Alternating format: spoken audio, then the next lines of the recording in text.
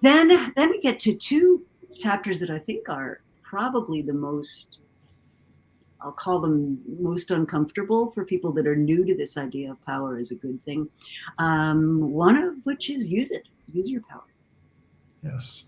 Yes. And you see, I think most people with power will use that power to try to solidify their position. I think Trump has done this extraordinarily well by coming down on his opponents and rewarding his friends. He does the first more than the second. I think you see CEOs, there's research on this, that when they come into their position, oftentimes they try to put their allies in position to support them, and the people who've opposed them, they get rid of.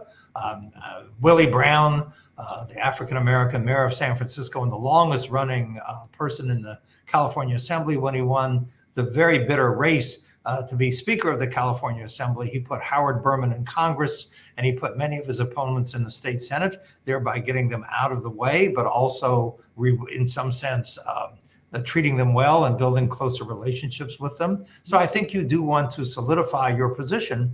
I'm not sure this is an example of good governance, but if you look at the Silicon Valley companies that have gone public, companies like Google or Facebook or virtually all of them, Snap, they all have supermajority voting shares.